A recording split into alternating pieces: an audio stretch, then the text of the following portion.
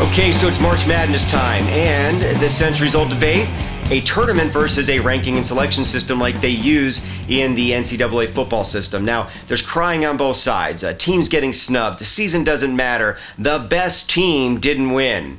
And really, I think that the whole debate is laughable. It's as if people think there is some perfect system that's just lingering out there we haven't found yet, and if we just bitch enough, we're going to find it, and then we'll know the best team won every single year, every single tournament, every single sport. Here's the thing. It's a game. It's not federal policy. It doesn't have to be perfect. And here's a news flash. It isn't perfect. Every game leading up to the tournament and every game played in the tournament is very imperfect. There are missed calls. There are bending of the rules. There are players who make mistakes. There are moments of confusion. There's simple error from the coaches, simple error from the players. Most teams never play each other, and many of them don't even have any common opponents. So there's nothing perfect about the games themselves, and nothing perfect about the season or the teams that are supposed to produce a perfect postseason. And yet, we must have a championship system that gives all of the right teams a shot and, of course, reveals the undisputed best team of the year. And that's the problem for me. It's the myth. It's almost as if people think that every game is about finding the best team in that game, about finding the most athletic, the most competent, the best coached team. But no game ever really accomplishes that, really. All it does is establish who is the best team to have the most points when the buzzer sounds. Being the most athletic, the healthiest, the best coached team ever gives you an advantage, a better chance at winning. A big advantage in some cases, yes, but really it's nothing more than that.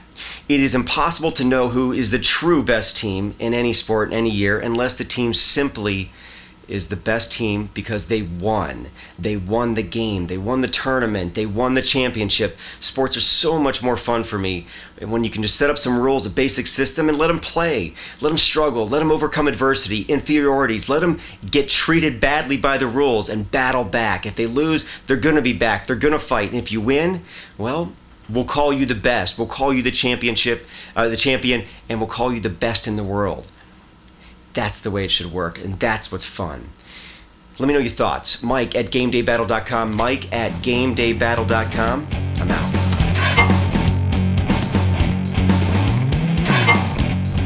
Hey, what's up, all you GDB fans? Welcome to this week's edition of the Weekly Update. DST ready to break down some stories for you that didn't quite make it to the table, but are still worth some honorable mention. Going to start things off for you out in the AFL. That's Arena Football League for you guys who don't follow. Apparently, they're about to go on strike. NFL's going on strike. MLB's thinking about going on strike. AFL players want their hands in the pot, too. Well, Pittsburgh Power owner Matt Shaner got word that his players were set to go on strike, so he took the first move and he cut them all at a pregame meeting at the Olive Garden. His team were out there never eating all-you-can-eat pasta dish. Next thing they know, none of them have jobs, and they were all cut. So the joke was definitely on them. The game, they ended up having fill-in players. A guy who got drafted by the other team at a pregame conference ended up playing for the other team. The announcers didn't even know what the hell was going on. It was like a pickup game of arena football. So sad to see what's going on. AFL might not even be around for much longer. Also, NASCAR news.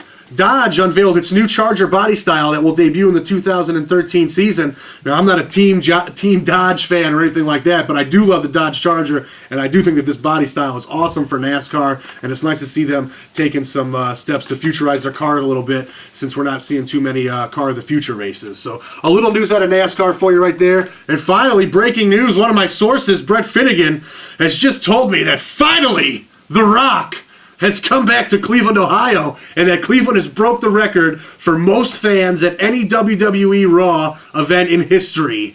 And the energy was crazy there. We were watching it.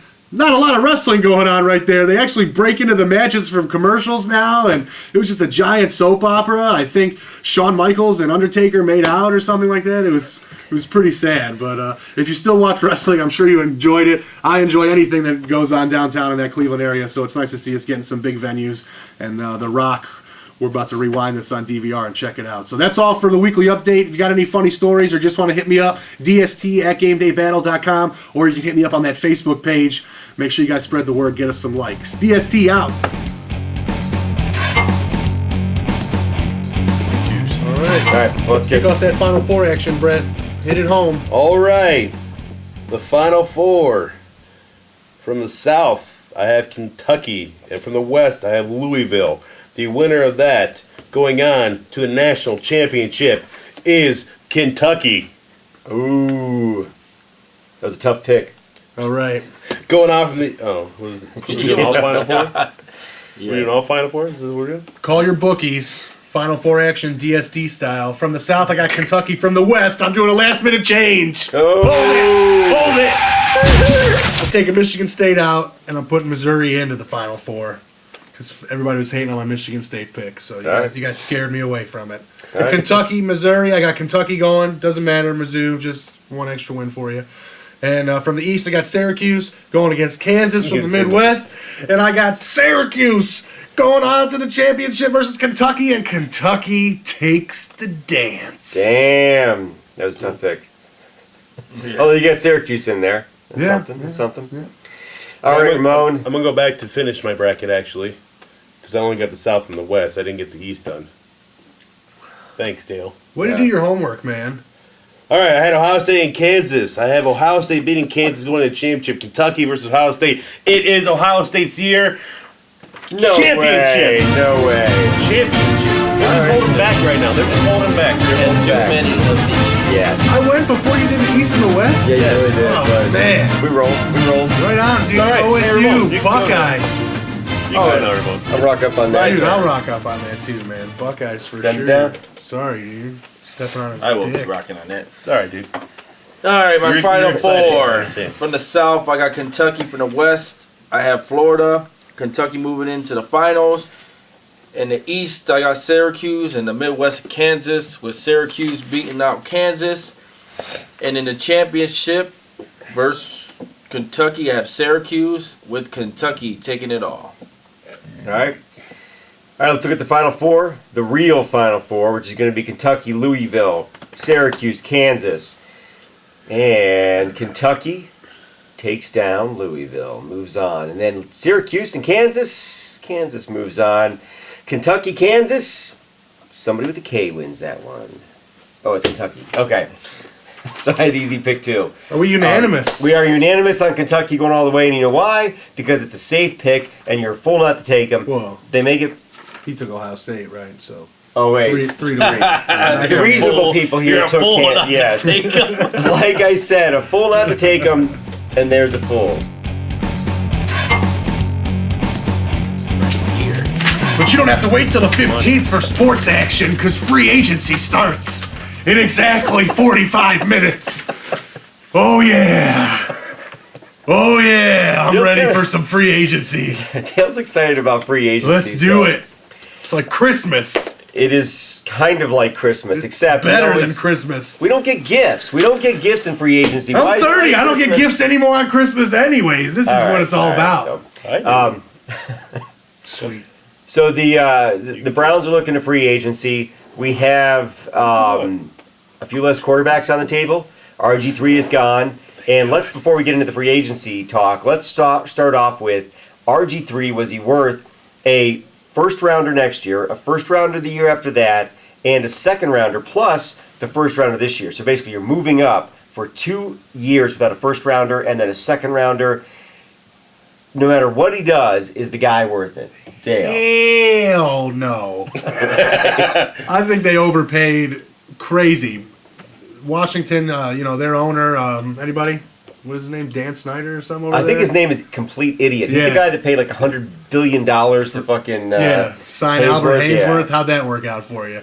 So they trade all their picks away for RG3, and now they got no cap room based on the moves that they made. If they were stripped of $39 million, and they got no money to spend on anybody else, and they're going to be locked up for the next 2 years. I'm really glad that the Browns were late putting in that pick, because we would have looked like the fools if we would have beat Washington to an offer like that. So I think we're in a good spot right now, Cleveland. I like the picks that we have, 4, 22, and 36. Two of the top quarterbacks are going to be off the free agent market to satisfy teams with needs. So you're going to see Peyton Manning go. Obviously, Washington's going to take RG3, so take them off the market for possibly a major quarterback, possibly a Matt Flynn. A lot of people are saying Miami for him, but there's guys out there. So. All right, well, this frees us up. It does give us our full complement of picks right now, and there are a number of needs that we have. We've talked about that, and there's also a number of talented guys both in the draft and in free agency. So is there anything that we can look at maybe in free agency first, maybe to set up the draft, that we can really target right now? Is there a big receiver? Now, Moss, I'm sorry, guys, Moss is off the board, out of retirement, and to San Francisco, I think. One-year deal, breaking news. Yeah, so we weren't going to get Moss anyway. But is there something we can do about our offensive issues, about our drops, about our poor reception, or problem with receivers, I guess, in free agency at this point, Brett? Do you see anybody we can just kind of go out and actually get? I mean, there's a lot of free agent wide receivers out there. Just having a veteran on the team, other than Josh Cribbs, who hasn't really been receiving for that many years, but any veteran wide receiver I would be happy with, just to get that point, because we have a lot of young talent on this team. And at least someone that can actually catch the balls. I would love to see Vincent Jackson in the Browns uniform, but that's probably not going to happen. They're talking about him going to the East Coast, somewhere on that side.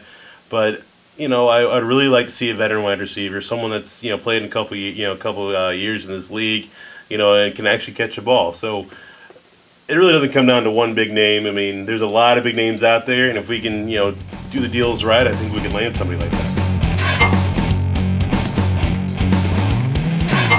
All right, so it is monster season in full swing, full tilt, and some playoffs coming up. I just want to start off right away. I want to know where we're at right now. Dude, this was a big weekend for the Monsters. We lost Friday night in a shootout. Still got that 1 point. Of course, points always count. We always need those points. Right. Brophy had the first goal. Rich Miller was the only one to connect in the shootout. Still got that 1 point, though, but it's Saturday and Sunday. Saturday against Oklahoma City again, which is kind of cool because the Cavs and the Monsters are in Oklahoma City at the same time, right across the street from each other. That's pretty cool. Saturday, another overtime final with the Monsters coming on top 3-2.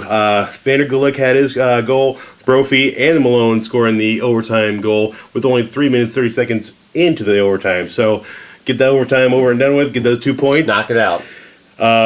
Going back, by the way, that Saturday game was the fifth straight overtime or shootout game the Monsters had. Fifth straight? Fifth straight. So we're fighting pretty hard the past the rest of the season here. Coming into Sunday, going to San Antonio. Beating San Antonio 3-2. Rich Miller. Moulton had another shorthanded goal. This is the second one in probably a week now that he's had a shorthanded goal. And Malone had his power play goal also, beating San Antonio 3-2. With those 3 wins, we've currently moved into 8th place. We are 1 point behind 4th place. So we can, if we win this next 2 games or this next game on Saturday, we can move right, going into 3rd, 4th place right now. So that's so much better for placement, I voted. Oh, getting up there, yeah. 2 big games: Milwaukee on Friday and Chicago on Saturday. Gives Friday's Dollar Dog Night. I was looking for Dollar Dog Night. All right. Okay. Also, Green Ice, Shamrock jerseys, St. Patrick's Day. Number 2 of Green Ice and Shamrock jerseys, and those jerseys will be auctioned off. So 2 big games ending up the rest of the season here. So. All right. Some big games coming up. Green Ice, Dollar Dogs, auctioning off the actual jerseys that they wear. Yeah. I'm there. That's hockey. Awesome. What more can you have, man? It's a great St. Patrick's Day weekend to start off with. So. Yeah, and you'll be passed out on the center ice, I think, by that point. Somewhere, or throwing up on the ice. Or throwing up on the ice. That'll be fun. I'm getting them out at 7 in the morning, 8 in the morning, going out for kegs and eggs? I'm going out for kegs and eggs wherever. So. All right. I'll figure that out. Awesome.